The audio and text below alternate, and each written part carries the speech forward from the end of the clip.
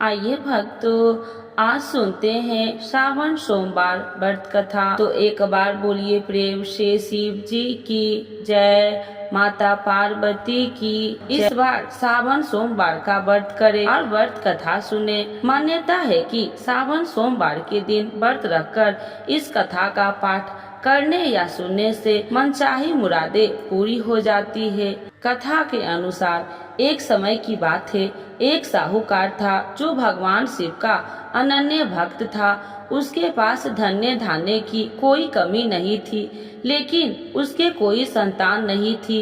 इसी कामना को लेकर वह रोज शिव जी के मंदिर जाकर दीपक जलाया करता था। उसके इस भक्ति भाव को देखकर एक दिन माता पार्वती ने शिव जी से कहा, हे प्रभु, यह साहूकार आपका अनन्य भक्त है, इसे संतान का कष्ट है, आपको इसकी मदद करनी चाहिए। पार्वती जी की इच्छा सुनकर भगवान शिव ने कहा कि हे पार्वती, इस संसार में हर प्राणी को उसके कर्मों का फल मिलता है और जिसके भाग्य में जो हो उसे भोगना ही पड़ता है।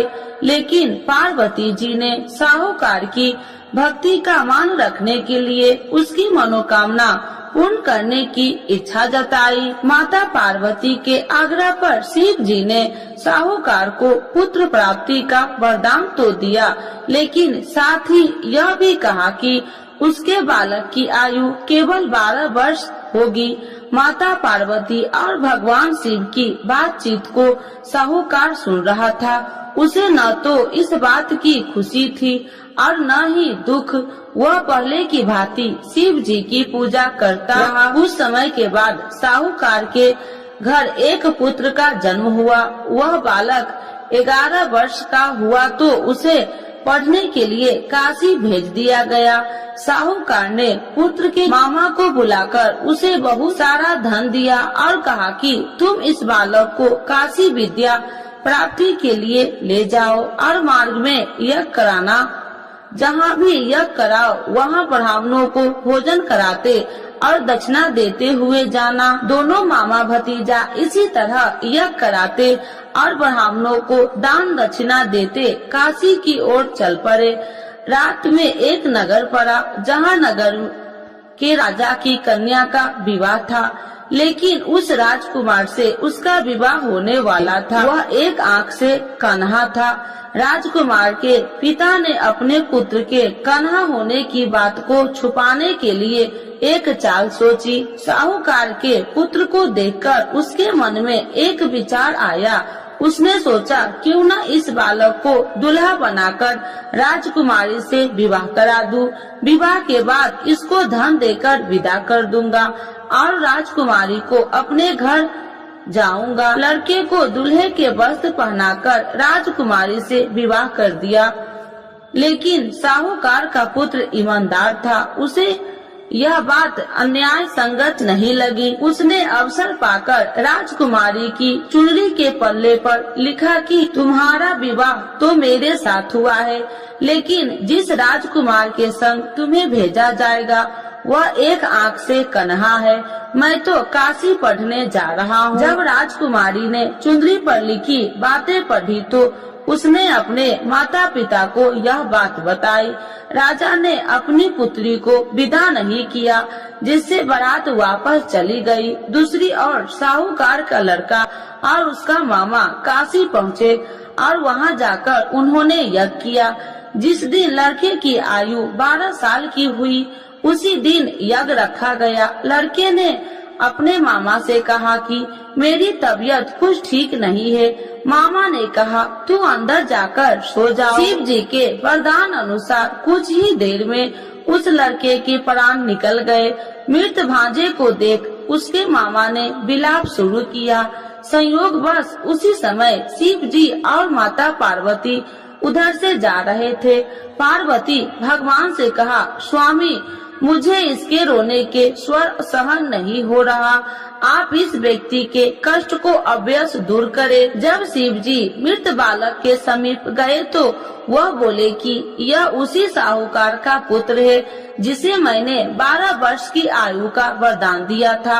अब इसकी आयु पूरी हो चुकी है, लेकिन मातृ भाव से विभोर माता पार्वती ने कहा कि हे महादेव, आप इस बालक को और आयु देने की कृपा करें, अन्यथा इसके वियोग से इसके माता पिता भी तड़प तड़प कर मर जाएंगे। माता पार्वती के आग्रह पर भगवान शिव ने उस लड़के को जीवित होने का वरदान दिया। शिव जी की कृपा से वह लड़का जीवित हो गया। शिक्षा समाप्त करके लड़का मामा के साथ अपने नगर की ओर चल दिया। दोनों चलते हुए उसी नगर में पहुंचा जहां उसका विवाह हुआ था। उस नगर में भी उन्होंने यज्ञ का आयोजन किया। उस लड़के के ससुर ने उसे पहचान लिया और महल में ले जाकर उसकी खातिरदारी की और अपनी पुत्री को विदा किया। इधर साहूकार और उसकी पत्नी भूखे प्यासे रहकर बेटे की प्रतीक्षा कर रहे थे। उन्होंने प्रण कर रखा था कि यदि उन्हें अपने बेटे की मृत्यु का समाचार मिला तो वह भी प्राण त्याग देंगे, परंतु अपने बेटे की जीवित होने का समाचार पाकर वह बेहद प्रसन्न हुई।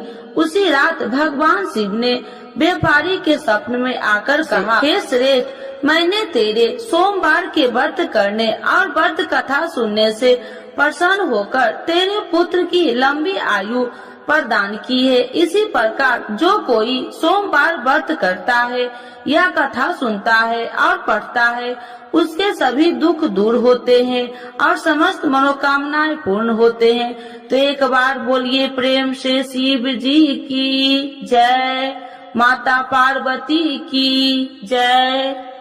आरती शिव जी की। ओम जय शिव ओमकारा, स्वामी जय शिव ओमकारा, ब्रह्मा विष्णु सदा शिव अर्धांगी धारा। ओम जय शिव ओमकारा, एकानन चतुरानन पंचानन राजे, स्वामी पंचानन राजे, हंसासन गरुड़ासन विश्वाहन साजे।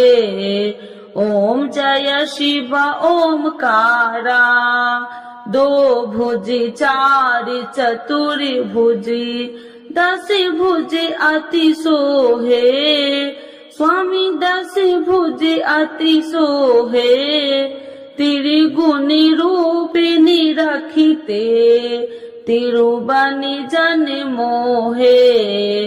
ओम जय शिव ओमकारा, अच्छी माला बनि माला, मुंडी माला धारी, स्वामी मुंडी माला धारी, त्रिपुरारी कंसारी, करी माला धारी।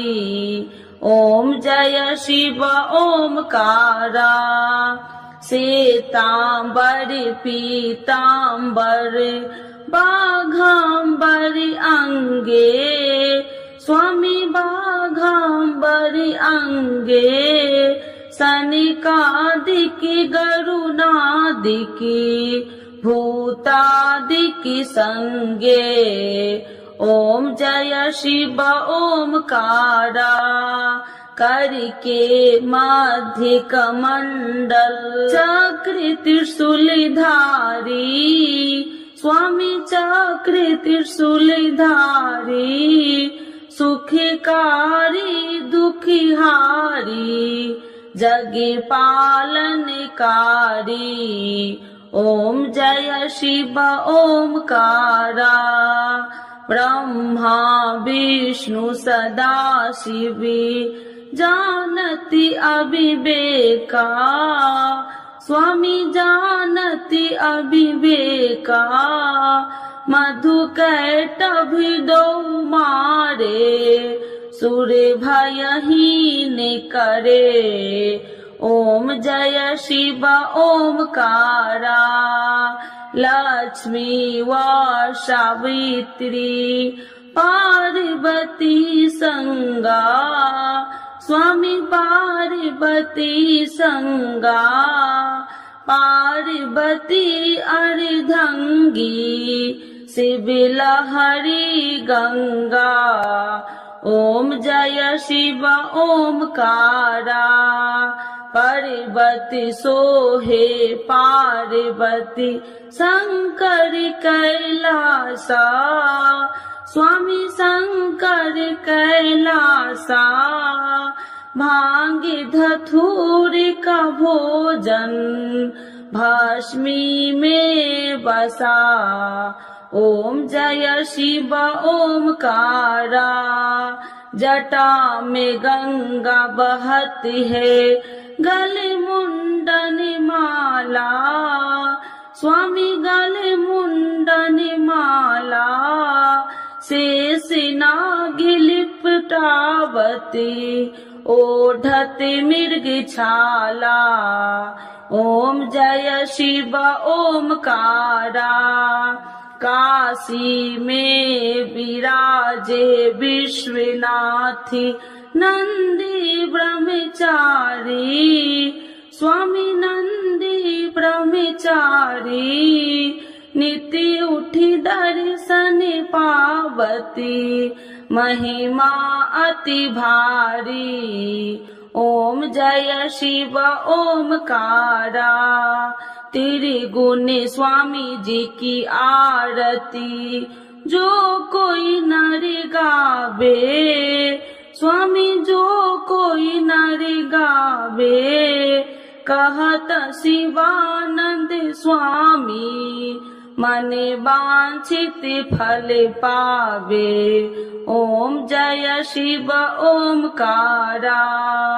प्रभु हर शिव ओमकारा। शिव जी की जय।